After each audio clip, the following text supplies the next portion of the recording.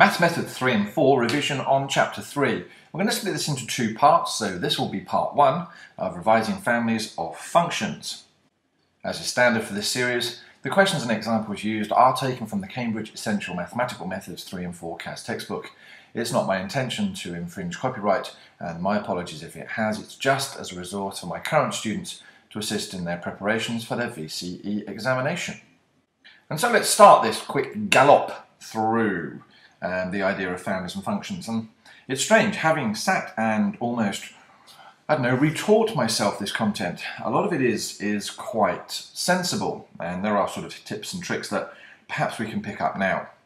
Well, one of the things we need to know is perhaps the general form of graphs and functions, and I'm just going to highlight some of those. So, bringing up a set of axes, let's have a look at our first graph, and that is the graph of y equals 1 over x, right? In simplicity, this is sort of what it looks like, right? So it has the two curved sections, right? It goes through the point here of 1, 1, and it goes through this point here of -1, -1. They're two important points. This line here, or the y-axis, is an asymptote. It never actually reaches the asymptote, and likewise here, the x-axis is also an asymptote. So there are equations of x equals 0 and y equals 0 for our asymptotes. What else do we need to know? Well, I think one of the great things about this course is it's for everyone about the maximal domain. And in this case, the maximal domain, and if you remember the domain of the values that can go in, are the real numbers, but not 0, right? Obviously not 0 because x equals 0 is an asymptote. One of the other things you might need to know is whether this is an odd or even function.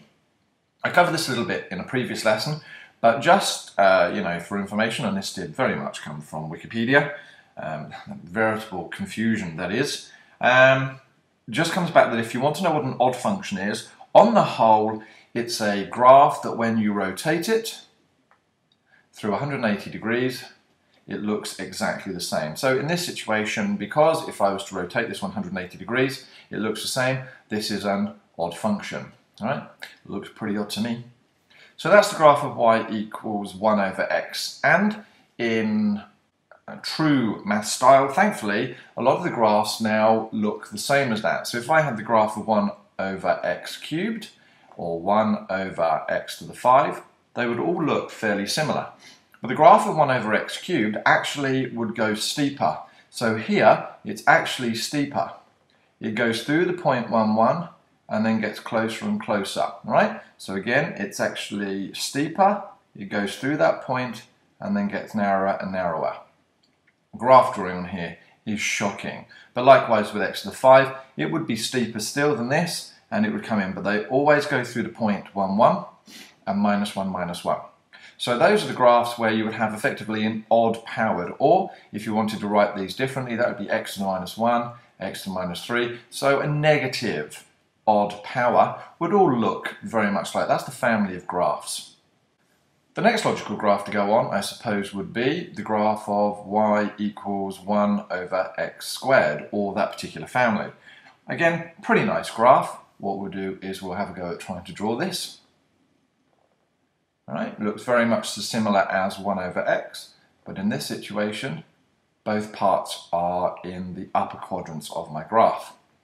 Same information as we had before. This line here, all right, the x-axis, or the line y equals 0, is an asymptote, as is this line here. So the line x equals 0 is an asymptote. If you remember, this graph will never cross, right? No part of this graph will ever cross. And if we look at the idea of the maximal domain again, then it is real numbers, but not including 0, right? Why? Because that 0 is an asymptote. What else do we need to know about this? Well, another thing I may ask you is whether this is an odd or an even function. In this situation, a function is even, all right? This graph is even. How can you tell that? Well, on the whole, again, using the example of an odd function could be rotated 180 degrees and would give you the same graph. This, or the definition of an even function, on the whole, is that if it's reflected in the y-axis and it looks the same, then it's an even function. So if I was to reflect this graph in the y-axis, it would look pretty much the same. What about my other functions? What about, well, let's just make sure we know here. So I've got the point 1, 1, and I'd have -1 and 1 as my points here. They're quite important. What about the graphs of y equals 1 over x to the 4 or y equals 1 over x to the 6? Likewise, pretty similar. They would again go very, very high here. They would go through that point and then they would get quicker, or they would curve off and just underneath that line. All right, same on this side. It would be more up here, get less, and then go under here. Pretty much everything you need to know about 1 over x squared graphs. And just one more group that are going to be of use to us. And these are perhaps my favourite, and if you can have a favourite graph. Oh my god, did I say that out loud?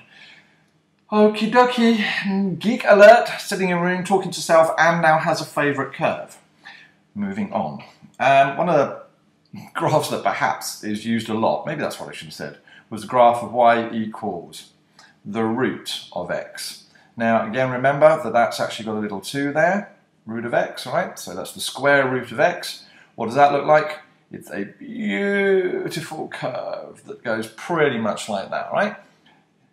At 0 includes 0. Does it go into this part of the graph? No, it can't go into this part of the graph because you can't have a negative root number, right? And so what is the domain, or what is the maximal domain of this? Well, it would be 0 to infinity, right? So that's my maximal domain. Is it odd or an even graph? It's actually neither. Right? This is neither odd or even. It can't be because you can't rotate it, you can't reflect it, and it won't look the same. So that graph is quite important, and maybe we'll do one more. Well, actually, we will do one more. And that's the graph of y equals the cube root of x. All right? Now, cube root graphs actually look pretty similar, but what they do is they have parts in both sections, all right? They have quadrant here and this quadrant here. Now, hopefully you can already see this and you'll go, well, I know what that is now. That's got to be an odd function because, yep, if I rotate it through 180 degrees, it's going to look the same, right? What is the maximal domain of this? Well, the maximum domain, the maximum domain is real.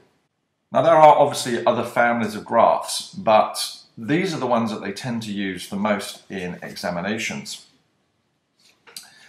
Why do they use them? Because we come on to our next topic, which is transformations. I'm going to break this down into a number of sections just to show something that I have actually discovered now is sort of quite funky. And this is sort of going to be teaching it, but hopefully recapping it as well.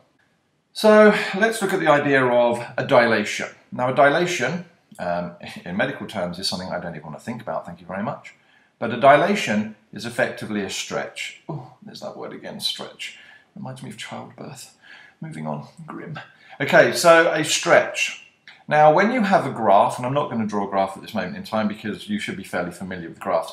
When you sketch a graph, if you stretch it, you are either going to stretch it this way or you're going to stretch it this way. And that's where the language comes in important. Here, you're stretching from the x-axis, all right? Here, you're stretching from the y-axis, or to use that word, it's dilating, right? So there is a dilation, or you are dilating. And that's the important thing. So if I now draw a little sort of aide memoire, what I'm saying is that every x comma y, assuming that's my original coordinate, once it's been through this dilation from x, well, you've got to work out by what is it stretching, by how much is it stretching. Well, if we said a factor of 2, what we notice is if the graph is moving that way, that the y coordinates are doubling. What you'd find out is that actually you'd have x, comma, 2y as my new coordinate positions. That would be my image, right? Now, in many cases, we think of an image as x dashed and y dashed, you know, all the way back down in year 10 and year 8 and year 9, we would use these dashes to stand for the image. So if you think about it, when it's from the x, it's the y that changes. And similarly, if you've got from the y, then what do I know? Well, if I've got x comma y, and it's dilating from the y, see, x values are going to change, right? They're going to double, for example, if I had a stretch of 2. So 2x comma y would be my dilation. Well, how is that going to help me? Well, here's a little trick that I now sort of am sadly in love with, and I'm going to show you. If you have the curve y equals 1 over x squared, what happens to that equation if I dilate 4, all right, from the x-axis? I'm going to dilate 4 from the x-axis. Now, the minute I say from the x-axis, I know it's my y values that are going to change. So I'm going to go, my original positions are x, y, and I'm going to go so that my x, comma, 4y, right? We're actually multiplying the y by 4. This now becomes a funky trick. And I'm now going to say, well, let that be x dashed, my image, and let that be y dashed, which is my image. Right? I'm looking for an equation that is my image, and this is quite important for the next part of the video series. So I can now say, just comparing, x is equal to x dashed, and I know 4y is equal to y dashed. How is that important to me? Well, I've already got an equation here of y equals 1 over x squared. So I can now come up with an equation using my x dashed and y dashed just by substituting in here. Watch. Using this, I now know that, well, x stays as x dashed because I've got x on its own. To get y on its own, I'd have y equals y dashed over 4. I now have an x and a y. I've got a y and an x, so I can now substitute these values back in here, and what do I get? I get y dashed over 4 equals 1 over x dashed squared. Now I'll put that in brackets for this moment in time, just for simplicity. Ooh, running out of room, I'm going to move up here. Nothing like keeping it all on the same screen. So rearranging now in terms of y dashed, I'm going to get y dashed is equal to 4 over x dashed squared. There we go. All right. Now the dash is superfluous at the moment because what I'm saying is my new graph, my new transformation would look like 4 over x squared.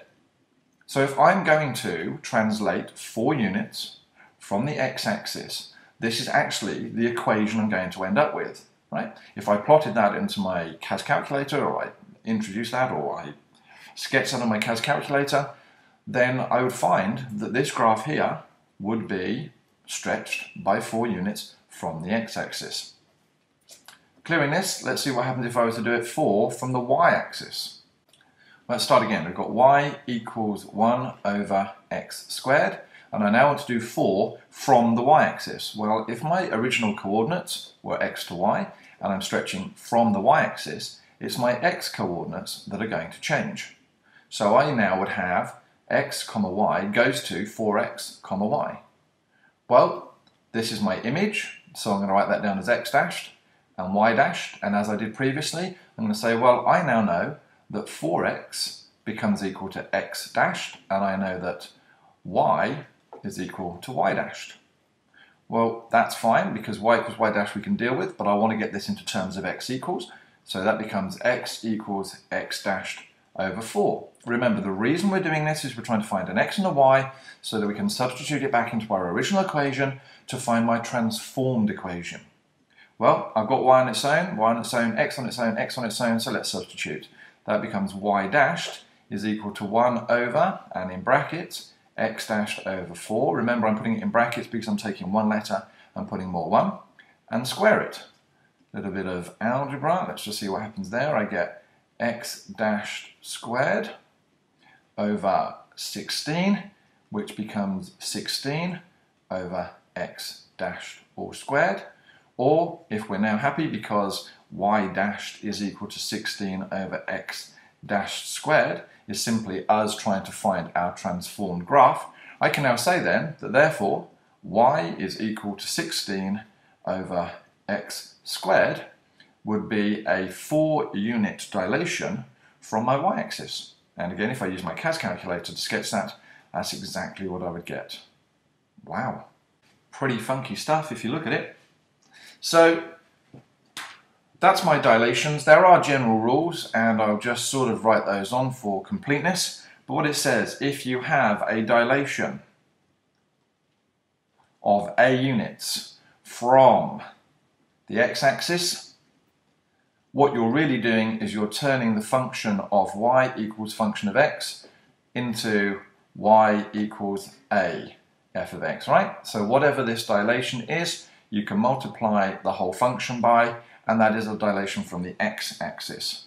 And what we find is the dilation of b from the y-axis, right, actually turns a function of y equals function of x, becomes y is equal to the function of x upon b.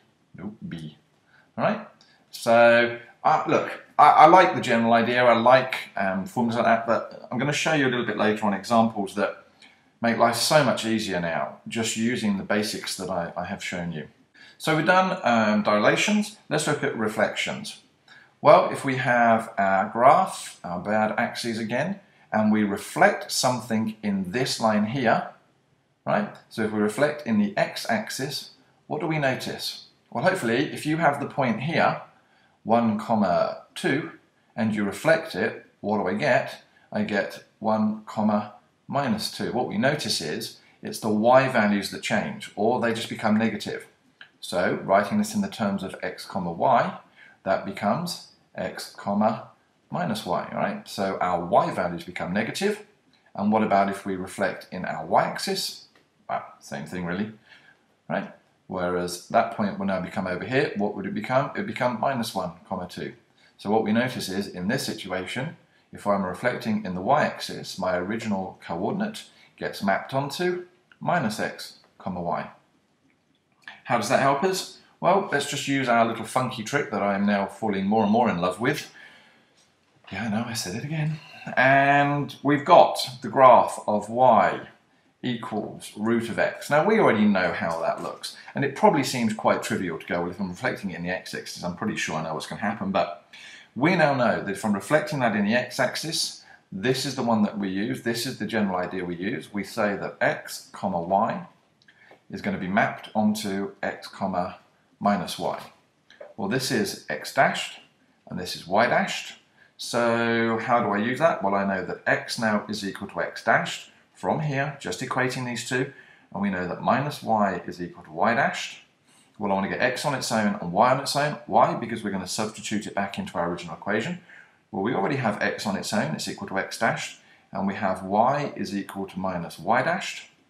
If I now substitute that, I get minus y dashed is equal to the square root of x dashed, or y dashed is equal to minus the square root of x dashed, and so our transformation would be given as y equals minus the root of x. And actually, that's quite important, because the general rule states later on that if you are reflecting in the x-axis, then what happens is your function of x, right? So if you have your original function and you're reflecting it in the x-axis, what you find is that becomes minus the function of x, right? It's the negative of the whole function. All right? Easy? What happens if you're going to reflect in the y-axis? Well, I'm not going to go through too much information because it all works very similar. But what you find out that is if you're reflecting in the y-axis, you end up with the graph y equals minus x inside, right? And that is definitely a minus sign. And what the general rule suggests is that if you've got y equals a function of x and you reflect that in the y-axis, then you get y is equal to the function of minus x, right? So whatever happens in your equation, you put minus in as in x. So that's reflections, right? Simple on the whole. Now we move to translation. So I'm going to carry on this particular screen, right? So we've now got translation. And what is a translation? It's nothing more than a movement. It is a movement along that way, right, in a positive x direction, or it could be that way in the positive y direction, or negative and negative. Now I have to say this is where the true power of what I was showing you earlier now seems to start to come in. Right? I'm not going to draw any graphs, don't need to. Need to start thinking about this x to y. Imagine I have a graph that I'm shifting that way 1 unit.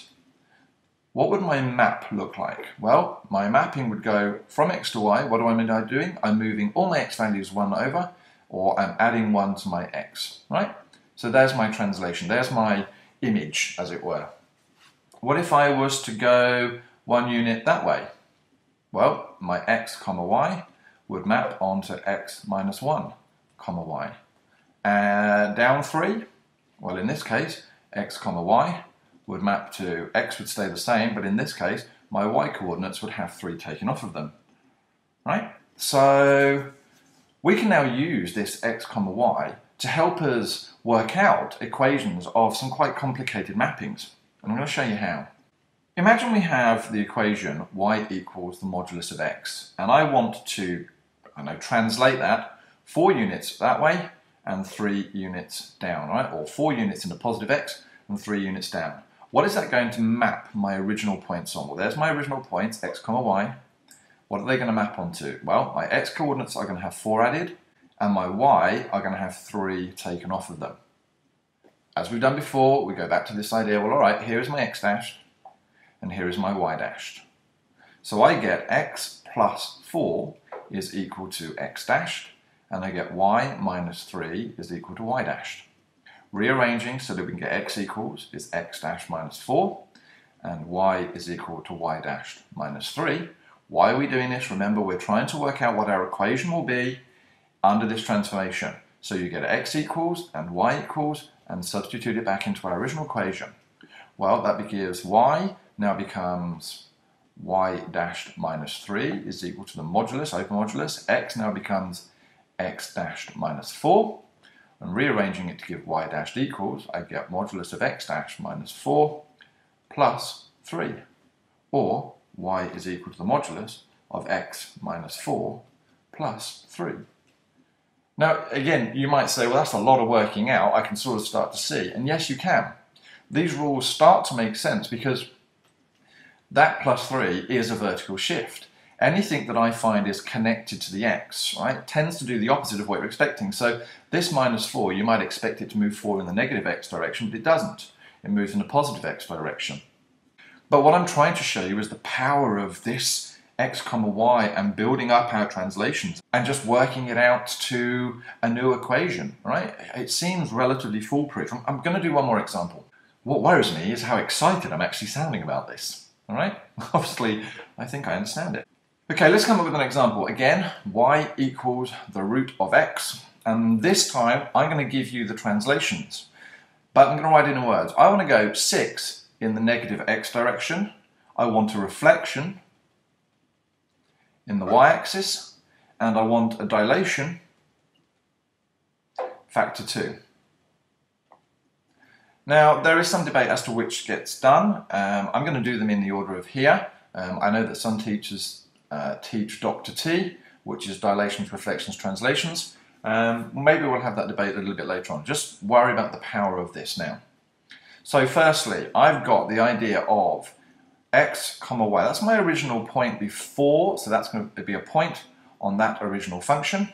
So what's going to happen when I do, right, so if I'm going to move 6 in the negative x direction, that means that that's going to become x minus 6 comma y. So that's the first one done, right? Then what's going to happen? Well, I'm reflected in the y-axis. When I reflect in the y-axis, it is the x values that change, and they all become negative. So I'm going to write that as minus x minus 6 comma y. All right, I'm just going to leave those in brackets at the moment. And then I've got a dilation of factor 2 from the x-axis. I don't know whether I said that earlier, but it was from the x-axis. So if it's a factor 2 from the x-axis, it's the y values that are changing. So that becomes minus 6 comma 2y. Right, well, what do I do now? Well, exactly the same thing as I've done before. I now know that this is going to be x dashed, and I know this is going to be y dashed. So I know negative minus x minus 6 is equal to x dashed, and I know that 2y is equal to y dashed. Nice and simple, we'll do this one first. So y is equal to y dashed over 2. And again, remember, we're doing it so we can substitute into here. And what's this going to be? Well, this is going to be, I'm just going to do a jump step. That's going to be 6 minus x is equal to x dashed, or x is equal to 6 minus x dashed. Substitute this into the equation. What do I get? Well, I get y dashed over 2 is equal to the square root of 6 minus x dashed, or y dashed is equal to 2 root 6 minus x dashed, or writing it as our transform function, y is equal to 2 root 6 minus x. Wow! Now, one of the things I need to point out when we're doing this is that, again, you could probably have looked at this and gone, well, hold on, that 2 means it's a dilation of factor 2 from the x-axis. It fits with the previous thing. We've got a 6 here, that's actually a plus 6, so we know it's going to be 6 units in the negative direction. It's just be very careful about this thing here, this minus x, right? 6 minus x is very different from x minus 6. I know that seems pointless, but again, this points to a reflection, all right, in the y-axis. Right? It points to reflection in the y-axis because x has become negative x, right? So, power of that? Amazing. Question is, can it be done backwards? How would we do this backwards? Can we be given our reflection and be told to go back to our original, or can we work out our transformations from a particular function? Oh yes, we can. And I'm going to use this previous example just to show you. So let's imagine we've got y is equal to 2 root of 6 minus x.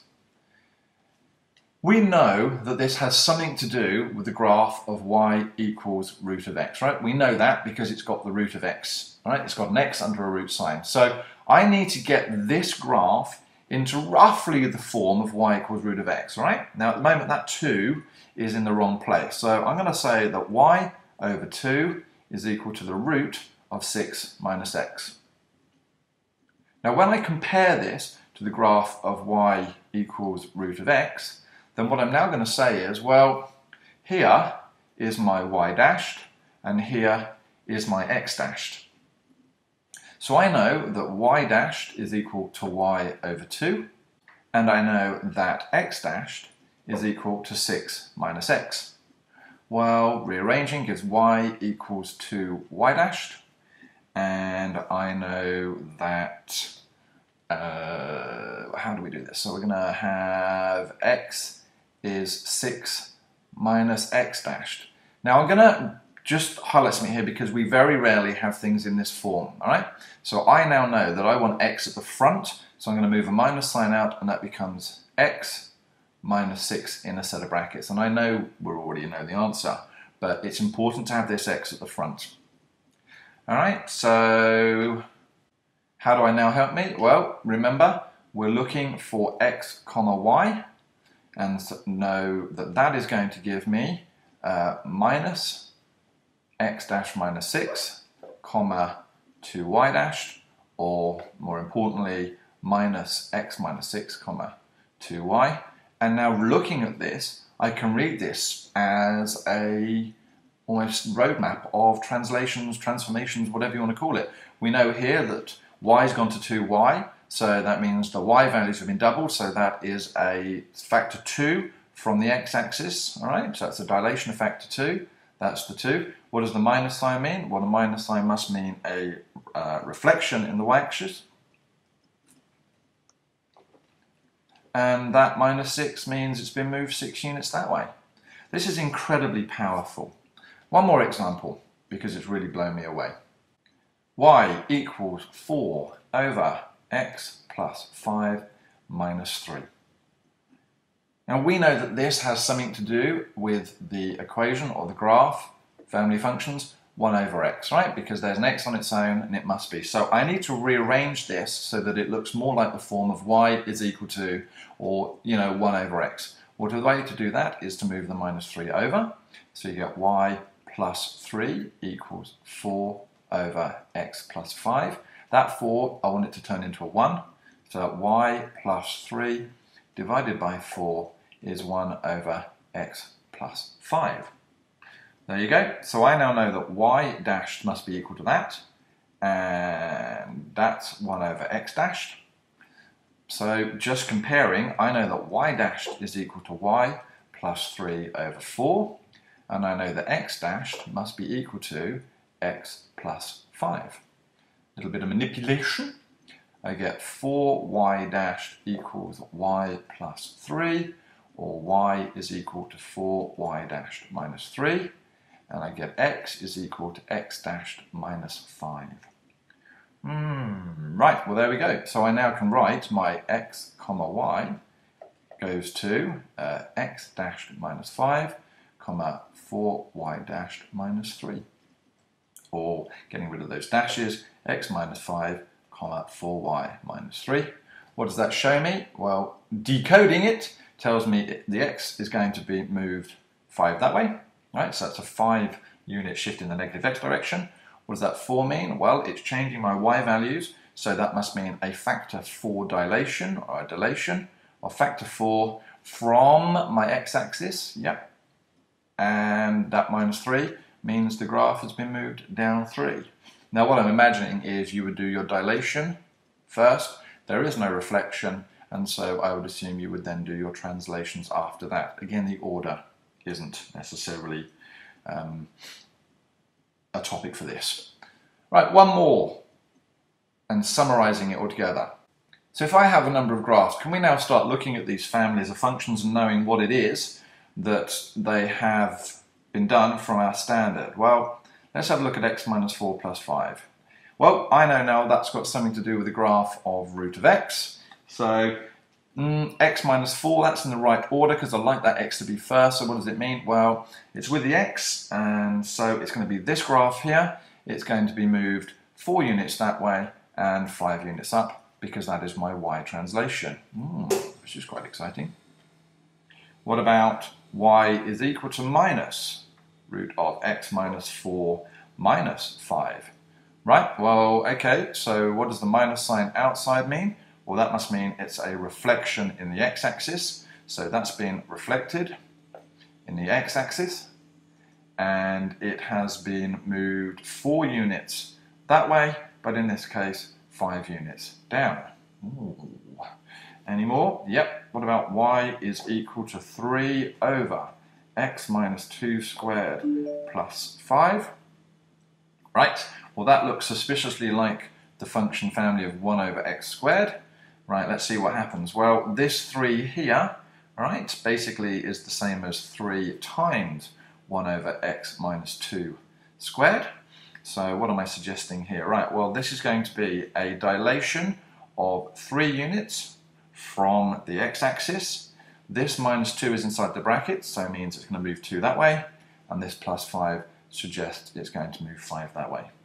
Look, this was a pretty quick and swift gallop through families of functions, but I have to say it's powerful, and a lot of the questions that seem to be coming up in the exams are very much relating to the moving and sketching and knowing how your functions look. Hopefully this has been useful. See you on the next section.